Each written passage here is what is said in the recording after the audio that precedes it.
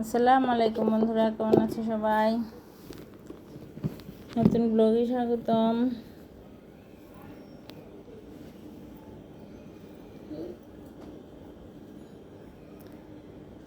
সকালে রান্না, tiffin, school সব একসাথে শুরু করে দিলাম। ভাত বসিয়েছি, এদিকে করব করলা ভাজি। তার আগে প্যানে আনাহির ব্রেডগুলো একটু ভেজে নিলাম, হালকা গরম করে নিলাম।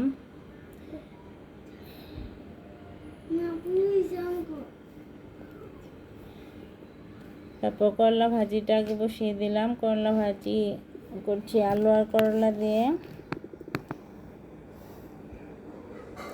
করলাটা কদিন ফ্রিজে ছিল, জানি না মচমচা হবে কিনা। করলা ভাজিটা মচমচা হলে ভালো লাগে। দুই চুলায় দুইটা বসিয়ে এখন আমি আনাহির টিফিনটা রেডি করে দিচ্ছি। 6:30 বাজে।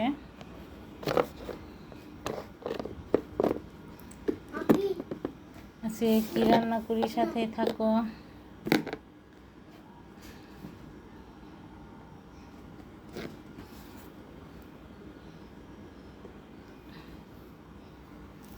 মোটামুটি হয়েছে, একদম মানে গলে যায়নি। ফ্রিজে থাকলে না করলা কেমন যেন পানি ছেড়ে দেয় মাঝে মাঝে, ওরকম হয়ে গেছিল। তাও দেখলাম মোটামুটি ভালোই হলো। এদিকে করলা ভাজিটা হয়ে গেছে, ভাত হয়ে গেছে। এখন রুটিটা গুলে আমি বাবুদেরকে স্কুলে দিয়ে আসবো। 7টা বেজে গেছে, 7:45 বাজে। বাবুদেরকে ঘুম থেকে উঠাবো।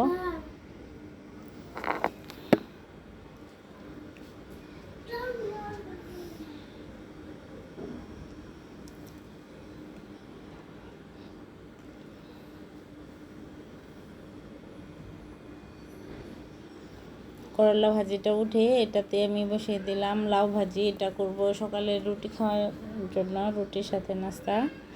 আর করলা ভাজিটা দুপুরের জন্য করলাম। আমার তো সকাল দুপুর একসাথে রান্না করি, তোমরা জানো। এই যে করলা ভাজিটা হয়ে গেছে, লাউ ভাজিটা করছি। এই লাউ ভাজিটা বসিয়ে ওইদিকে আমি ডিম ভুনা করব, ওটা বসিয়ে আমি বাবুদেরকে রেডি করাবো। সকালটা এভাবেই কাটে, একটা মিনিটও এদিক সেদিক নষ্ট করার সুযোগ থাকে না। ডিম ভুনাটা করতে গিয়ে পড়েছি বিপদে। ঘরে 3টা ডিমই ছিল, ভাবলাম এখন আপাতত করি, ওর টিফিনটা তো দিয়ে দিতে পারবো, তারপর আমরা করবো না। এই যে একটা হাঁসের ডিম ছিল, হাঁসের ডিমটাই আমি ওকে দিই, কিন্তু হাঁসের ডিমটা ছুলতেই পারছি না। আর এটাকে বসে বসে ছিলতে গেলে আমার বাবুদের স্কুলে যাওয়া হবে না। তারপর ভাবলাম এটা এমনিতেই থাক, আমি এখন 2টা ডিমই করে নিই, তারপর এটা ছিলে মশলাতে দিয়ে খেয়ে নেওয়া যাবে। আর এই যে আমার গাছের পুঁই শাক, এটা রান্না করছি বাবুকে স্কুলে দিয়ে এসে। দৌড়ের উপর ওদেরকে স্কুলে দিয়ে আসলাম, এসে বাকি রান্না করে রুটি ভেজে তারপরেই তো এটা সন্ধ্যার পর ভিডিও এডিট করে গিয়েছিলাম ফুচকা বানাতে। তখন 8টার উপর বাজে। এই ফুচকা রেডি করে খেতে খেতে আমাদের 9টা বেজেছে। খাওয়া দাওয়া শেষ হয়েছে তখন 10টা বাজে।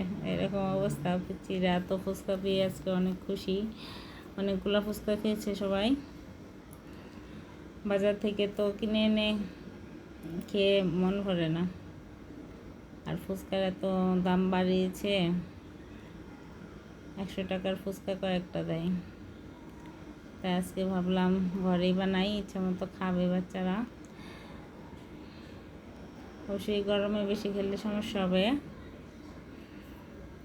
তারপর ওই যে কিছুটা বাকি আছে এখনো, ওইটা আর এখন বানাবো না। দেখো ফুচকাগুলো দেওয়ার সাথে সাথে বল হয়ে যাচ্ছে।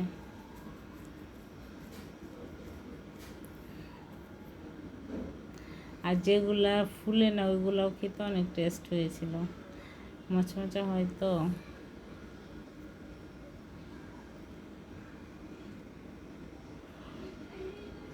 আমার তাল মাখনাটাও ছিল, কিন্তু খুঁজে পাচ্ছি না কোথায় রেখেছি। তাল মাখনা দিলে একটু ছিটি ছিটি ভাব হয়, ভাল লাগে।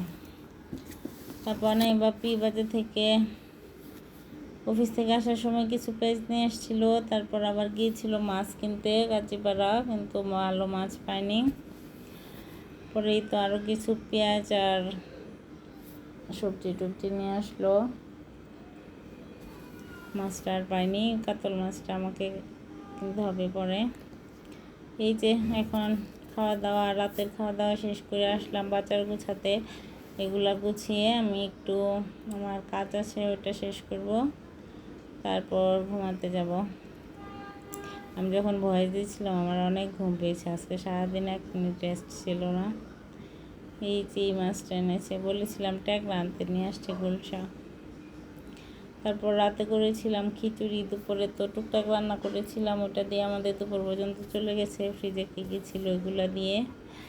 আর আনাহের বাপি তো অফিসেই খায়, খাবার নিয়ে যায় সকালে। তারপর রাতে ভাবলাম এখন আর অন্য কিছু না করে খিচুড়ি করে ফেলি। আচার দিয়ে খিচুড়ি ইদানিং ভালোই লাগছে। এই যে আমার ছাদ বাগানে সকালে পানি দিতে গিয়ে দেখি ফুল ফুটেছিল, দেখো তোমাদের সাথে শেয়ার করলাম। ভালো থেকো সবাই, আল্লাহ হাফেজ। যারা এখনও লাইক করো